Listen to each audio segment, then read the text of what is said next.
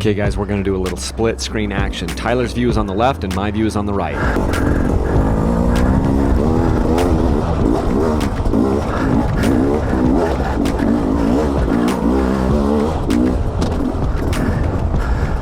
It's kind of fun. This was an area that I came to the very first time I came to this general area near St. George, Utah. I came here like 6 years ago. Scott Seeley, my buddy, took me down here and we came and did this little obstacle, and I thought it was the scariest thing in the whole world at that time. And this day, I did it twice just for fun because it was just so fun to come back to the same obstacle later and be like, oh wow, this isn't as bad as I thought. So, and I had never been able to find it again. So Garrett was just kind of leading today, and he ended up just bringing us right down to it, which was super cool. So I'll shut up now and let you listen to me chatting about the beta, what I'm feeling on the bike. This bike is, the plastic is more brittle than what I'm used to.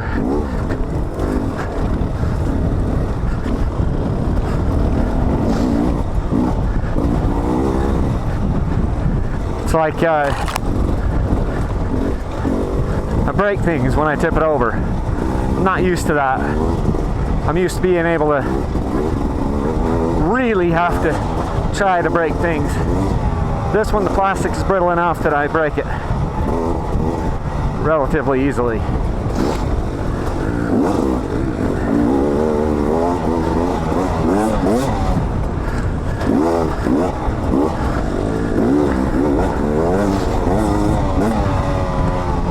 I'll tell you, the motor is a bright spot, and now suspension is a bright spot for sure. It got a little hot back there. We were doing a kind of an enduro climb. Decided to turn back because this bike doesn't have a fan, and I don't have it set up fully for like super hard enduro. I've got it okay set up. Rear disc guard, AXP skid plate, but that's it. I don't have bar ends on the bike, so now my grips are toasted.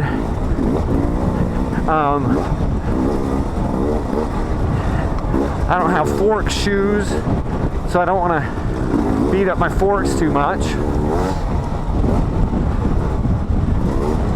because ultimately this is a giveaway bike, and ideally I don't want to beat the living crap out of a giveaway bike.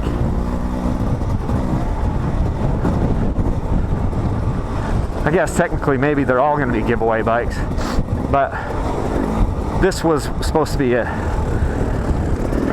give it away in really good condition bike. So I'll ride it a bit more, and then I did break the front fender. It's not broken off, so it's gonna work for a little bit more, but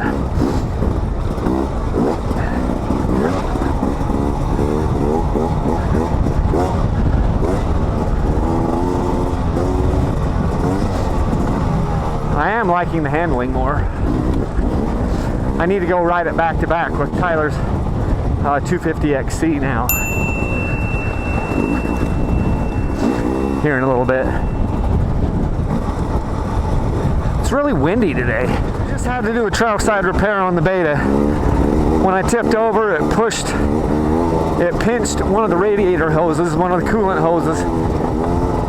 The pipe on the expansion chamber side went up there and pinched one of those hoses. So I was losing coolant. I thought the bike smelled hot a couple times. Man, look how beautiful this is. Holy cow.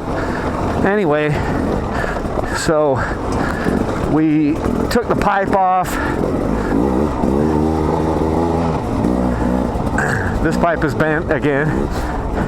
And then we had just enough hose, it looked like, where we could cut about an inch of hose off. So that's what we did, and then stretched it back over, and then filled up some water from the water bladders.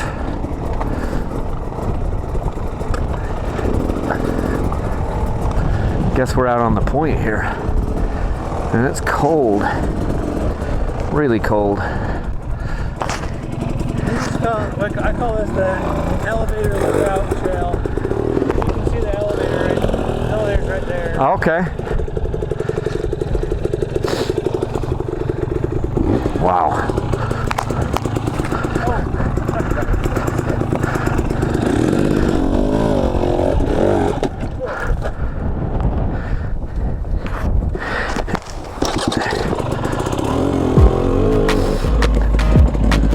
Holy Jezebel. That's death.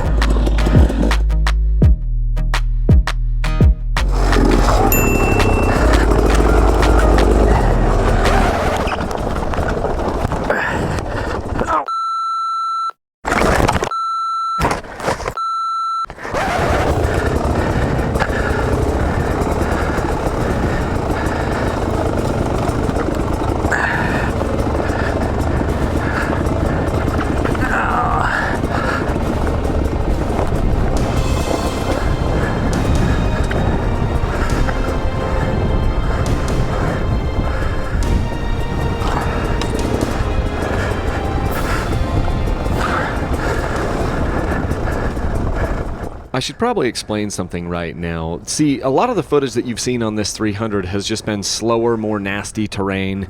And then if you're watching the footage on that Yamaha YZ250X, it's more fast and it's more open. It isn't to say that this bike can't do the fast stuff, because it can, and it's way better actually in the fast stuff than it is in the slow stuff, in my opinion. But the thing is, this bike is a 300 two-stroke, and it's made for gnarly stuff. It's made for hard or soft enduro type stuff. And so that's how I'm kind of skewing the testing towards it. Whereas on the Yamaha, I'm skewing the testing more towards the fast and flowing stuff, because the Yamaha 250FX is not good in the gnarly stuff. It just isn't great. But this bike is supposed to be good in the fast, flowing, and in the gnarly, slow, technical stuff. And so that's why I'm doing the tests just slightly differently, because I think the bikes are made for totally different purposes. You know, if I was dead honest, this bike, I would rather have the standard version of this bike, because I didn't like the way that they did the suspension in 2020 on the race edition. It was really freaking awesome race edition suspension on the 2019 betas, but not so much on this one. Even after I've got it revalved, it's still just very stiff and very rigid most of the time, and I'm still looking for a little bit softer feel on it, especially through rocks and things like this. The bike is just really harsh when you're pounding through rocks like that. Later in this ride, I jump on Tyler's KTM 250XC and we go whipping out through, you know, some more of this type of stuff and everything. And even though the KTM 250XC is a race bike, fully bred race bike, it kind of felt like I was riding on pillows on the KTM, versus this one was just very stiff. Now, I can get it even looser, and that's the next goal, is to loosen this thing up just a little bit more. But I want to test the bike in its hard enduro environment and see how it does. And you'll notice we're going a little bit faster now. We're in second gear, or third gear. Looks like my camera has been bumped down just a little bit. So all we're seeing is the front fender and then some of the trail. But really, really good bike. They've got a lot of good things going here, but I had to have my suspension done, and I'm still not 100% happy with it. Especially when I ride it back to back with some of these other bikes. Even my Yamaha, like my Yamaha YZ250FX is more plush than this one. And it's supposed to be, you know, gnarly, hard, go fast race bike. And it has softer suspension even now after the revalve on this bike. So I've got some more work to do on it, but I am committed to making sure that this bike is freaking awesome for you guys when it is given away. The sweepstakes looks like it's going to be happening probably April 15th until June 15th, so a 60-day window, just like we've done all along. I plan to be giving away this bike and the YZ250FX. Both of the bikes are awesome. They're a little bit different than what I've given away before. So yeah. It's a fun bike, and you know, you just kind of have to get used to it. And the more I ride it, the more I like it. But still, then I ride it back to back with some of these other bikes. I'm like, no, I'm still not comfortable with it. I still need more give and a softer feel to make me feel comfortable. Now, that's just me. I like a little bit softer feeling. I like to use more of the stroke, kind of like Rich Larson had said in the podcast I did with him. I want the suspension to be on the softer side, so I use more of that suspension travel And this one is still kind of holding me up a little bit in, you know, keeping me in the initial part of the stroke. I don't know that I'm using as much of the stroke as I want to right now. So, but as you can see, we're moving a little bit faster, and the faster I go with the bike, the better I feel on it. Anyway, that's pretty much it. I'll let you guys watch now to the end of the video, and then maybe the next video, I don't know if I'm gonna where I'll upload it, but right after this I do a gnarly crash. I get on Tyler's bike, I ride it for a little while, and then I just make a stupid mistake and swap out and smash my right side onto the ground.